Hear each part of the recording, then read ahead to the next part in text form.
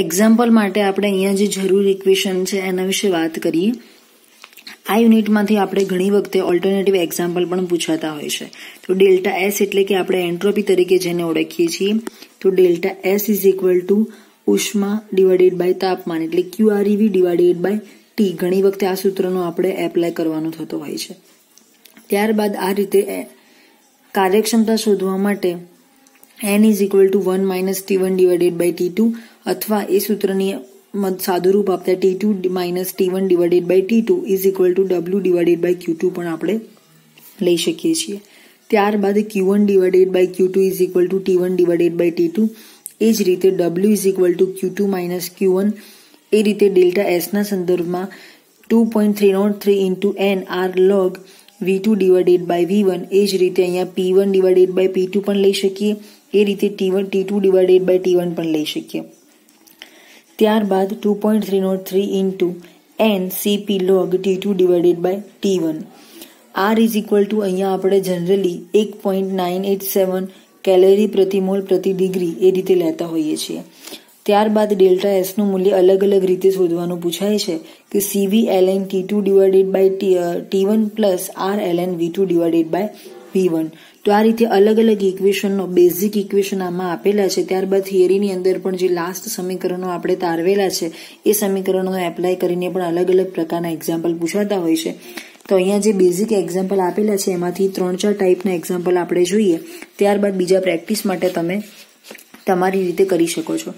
અહીંયા શું કહે છે કે 0°C તાપમાને 4 ગ્રામ બરફનું પાણીમાં રૂપાંતર થાય છે.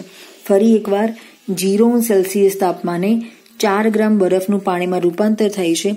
જો બરફની ગલનગુપ્ત ઉષ્મા 80 કેલરી પ્રતિ ગ્રામ હોય તો એન્ટ્રોપીના ફેરફારની ગણતરી કરો. હવે શું કહે છે કે આ 80 કેલરી પ્રતિ ગ્રામ જે આપેલું છે એ આપણને 1 મોલ અથવા 1 ગ્રામ માટેની વેલ્યુ આપેલી છે. તો શું કહે છે કે 1 ગ્રામ બરફ 0°C તાપમાને 80 કેલરી ઉષ્માનું શોષણ કરે છે તો 4 ગ્રામ બરફ કેટલી કેલરીનું શોષણ કરે તો 4 ગુણ્યા 80 એટલે કે 320 મળે છે. હવે એન્ટ્રોપીનો જે ફેરફાર છે એ delta S is equal to QREV divided by T એ સૂત્ર અહીંયા આપણે એપ્લાય કર્યું છે.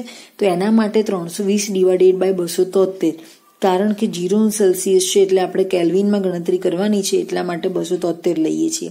0°C is equal to 273 kelvin. Delta S નું મૂલ્ય આપણને અહીંયા આ રીતે મળે છે. ત્યારબાદ આપણે જોઈએ કે અહીંયા બીજું એક એક્ઝામ્પલ શું કહે છે કે આસપાસના વાતાવરણનું ઉષ્ણ તાપમાન 25°C હોય અને ઉષ્મા એન્જિન 100°C ઉષ્માનું શોષણ કરે તો એન્જિનની કાર્યક્ષમતા આપણે ગણતરીમાં લેવાની છે. તો સૌથી પહેલા અહીંયા T1 અને T2 શોધવાના છે કે T1 જે છે 25°C આપેલું છે અને ઉષ્મા એન્જિન જે છે 100°C એટલે કે T2 આપેલું છે.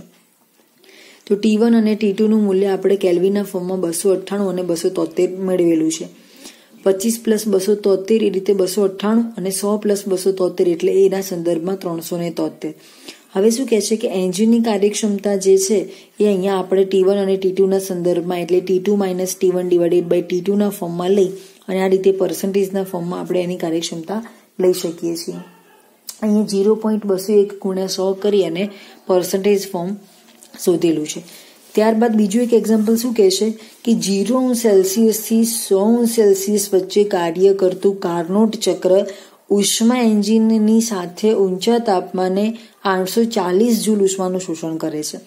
તો આ ઉષ્મા એન્જિનનું કરેલું કાર્ય તેણે ફેંકી દીધેલી ઉષ્મા અને કાર્યક્ષમતાની ગણતરી આપણે કરવાની છે. તો અહીંયા આપણે કાર્યક્ષમતાના ફોર્મમાં એનની ગણતરી કરવાની છે, કાર્ય ગણવાનું છે અને ઉષ્માની ગણતરી કરવાની છે. અહીંયા આપણને ઊંચા તાપમાને ઉષ્મા એન્જિનની ગણતરી આપેલી છે. તો અહીંયા આપણને Q2 આપેલું છે, Q1 ની શોધવાનો છે, W શોધવાનો છે અને કાર્યક્ષમતા શોધવાની છે. T1 અને T2 નું કેલ્ક્યુલેશન આપણે કરવાની છે. 0 અને 100 બંને આપેલા છે એટલે એકનું 273 થશે અને બીજાનું 373 થશે. તો આપણે જાણીએ એ પ્રમાણે Q1 divided by Q2 is equal to T1 divided by T2 થશે. એના ઉપરથી એ બધાની વેલ્યુ મૂકી અને આપણે Q1 ની ગણતરી કરી શકીએ છીએ. તો અહીંયા Q1 ની ગણતરી જે છે Q1 is equal to T1 divided by T2 into Q2. એમાં Q1 is equal to 273 divided by 373 into 840 મૂકેલા છે. ત્યારબાદ આ રીતે આપણે Q1 ની કેલ્ક્યુલેશન કરીએ છીએ. અને ત્યારબાદ એન્જિને કરેલા કાર્ય માટે W is equal to Q2 minus Q1 શોધી અને આ રીતે W ની કેલ્ક્યુલેશન કરીએ છીએ. એટલે કે એન્જિનની કાર્યક્ષમતા અહીંયા જે છે W ની કેલ્ક્યુલેશન આપણે Q2 માઇનસ Q1 ઉપરથી કરેલી છે અને એન્જિનની કાર્યક્ષમતા અગાઉ જે સમીકરણ જોયું આપણે કે T2 minus T1 divided by T2 ઉપરથી કાર્યક્ષમતા શોધી શકાય છે. તો એના ઉપરથી આપણે આ રીતે એન્જિનની કાર્યક્ષમતા શોધેલી છે.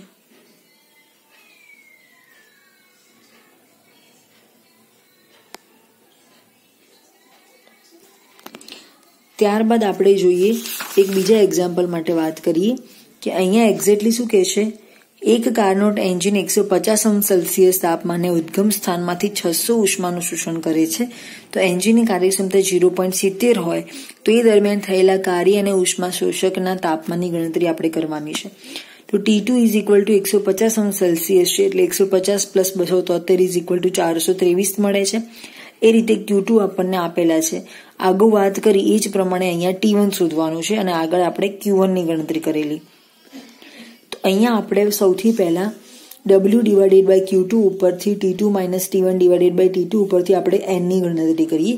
એ N ને આપણે Q2 ના ફોર્મમાં મૂકી અને કાર્યની ગણતરી કરી. તો W is equal to N into Q2 is equal to 0.70 into 600 is equal to 420 joule. એ આપણને પહેલો જવાબ મળ્યો જેમાં આપણે W ની કેલ્ક્યુલેશન કરી. હવે T1 માટેની ગણતરી કરીએ તો T2 minus T1 divided by T2 એમાં N ઇન્ટુ T2 ને આપણે ડાબી બાજુ લઈ જઈએ એટલે T2 માઇનસ T1 મળે. ત્યારબાદ T1 ને સૂત્ર કરતા બનાવીએ અને T2 કૌંસમાં N માઇનસ 1 લખી દઈએ. તો T2 જે છે એની કેલ્ક્યુલેશન અહીંયા આપણને ઓલરેડી આપેલી છે કે 423 છે અને N આપણે શોધ્યો છે કે 0.70 મળે છે માઇનસ 1. એના ઉપરથી આપણને T1 મળે છે કેલ્વિનના ફોર્મમાં. તો આ રીતે એના ઉપરથી આપણે સેલ્સિયસના ફોર્મમાં માઇનસ 273 બાદ કરી અને સેલ્સિયસના ફોર્મમાં એને શોધી શકીએ છીએ. ત્યારબાદ નવું એક એક્ઝામ્પલ છે જે શું કહે છે કે કાર્નોટ એન્જિનની કાર્યક્ષમતા 42% છે. કાર્નોટ એન્જિનની કાર્યક્ષમતા 42% છે.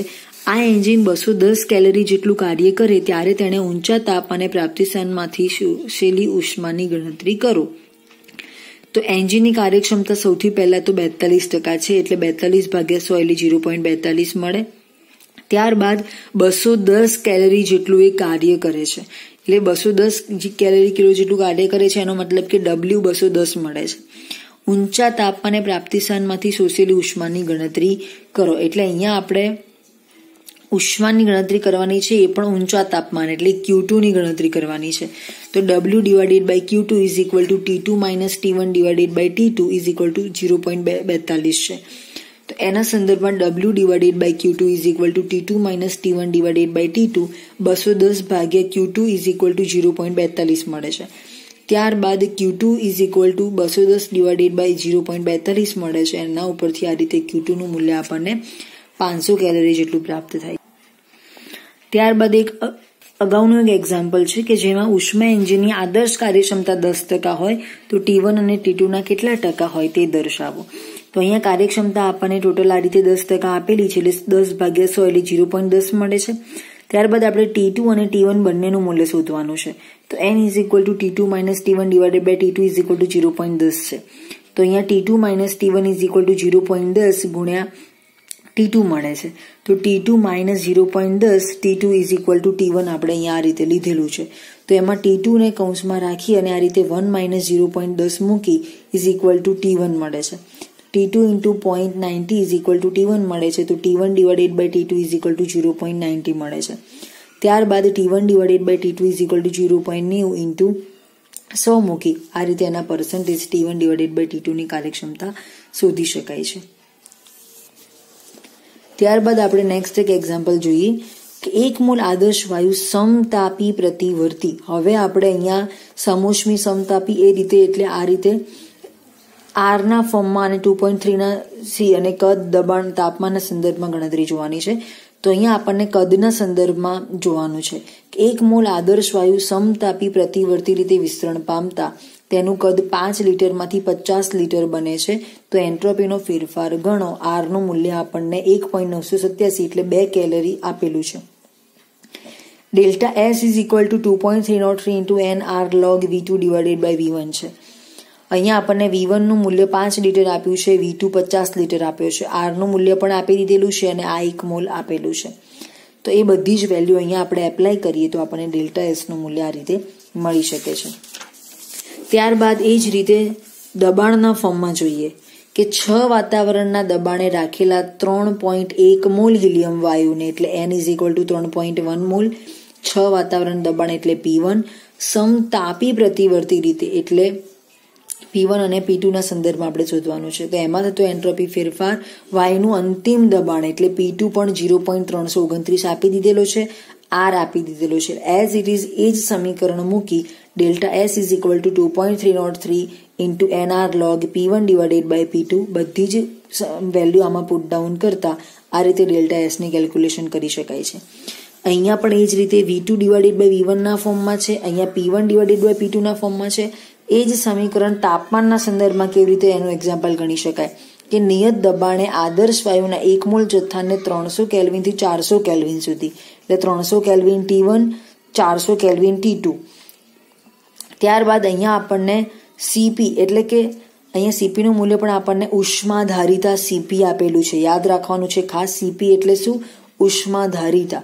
તો ઉષ્માધારિતાનું મૂલ્ય આપણને CP આપેલું છે, એ મૂલ્ય અહીંયા આપણે એપ્લાય કરીએ તો અહીંયા R ના સંદર્ભમાં અહીંયા આપણને CP આપેલું છે. તો CP log T2 / T1 એના સંદર્ભમાં આપણે ડેલ્ટા એસ ની કેલ્ક્યુલેશન કરી શકીએ છીએ. તો આ રીતે ત્રણે અલગ અલગ રીતે V2 / V1, P1 / P2 અને T2 / T1 અને એમાં પણ ઉષ્માધારિતાની વેલ્યુ પુટ ડાઉન કરી અને આ સમીકરણને આપણે તારવી શકીએ છીએ. ત્યારબાદ શું કહે છે કે આદર્શ વાયુના 2 મોલનું 50° તાપમાને કદ 100 લિટર છે, તેને ગરમ કરતા 150° બને છે. તો તાપમાને તેનું કદ 150 લિટર થાય છે. તે દરમિયાન એન્ટ્રોપીમાં થતો ફેરફાર આપણે શોધવાનો છે. તો એન્ટ્રોપીમાં થતો ફેરફાર આપણે શોધીએ કે આદર્શ વાયુ એક સાથે તાપમાન અને કદને ફેરફાર અનુભવે છે, તેથી એન્ટ્રોપી ફેરફાર N = 2 મોલ, CV અહીંયા આપણને આપેલું છે એટલે CV = 7.8 મળે છે. ત્યારબાદ R નું મૂલ્ય આપણને 1.987 કેલરી પ્રતિ મોલ પ્રતિ D અંશ આપેલું છે. ત્યારબાદ T1 અને T2 નું મૂલ્ય આપેલું છે, કેલ્વિનમાં ફેરવવાનું છે. V1 અને V2 પણ આપેલા છે. અહીંયા આપણને 100 લિટર આપેલું છે અને 150 લિટર આપેલું છે. એ બધી જ વેલ્યુ અહીંયા 3 વેલ્યુ એક સાથે પુટ ડાઉન કરેલી છે. અગાઉ આપણે એક્ઝામ્પલ જોયા જેમાં CP અલગ શોધવાનો હતો, T2 / T1 નું મૂલ્ય મૂકી અલગ ડેલ્ટા એસ ની ગણતરી કરવાની હતી અને V2 / V1 મૂકી પણ ડેલ્ટા એસ ની ગણતરી અલગ કરવાની હતી. જ્યારે અહીંયા બધા જ વેલ્યુ એક સાથે આપેલા છે તો સીધું ડેલ્ટા એસ નું નવું સમીકરણ બને છે. CV ln T2 / T1 plus R ln V2 / V1 એ બધી જ વેલ્યુ આમાં પુટ ડાઉન કરી અને ડેલ્ટા એસ ની ગણતરી તમે કરી શકો છો.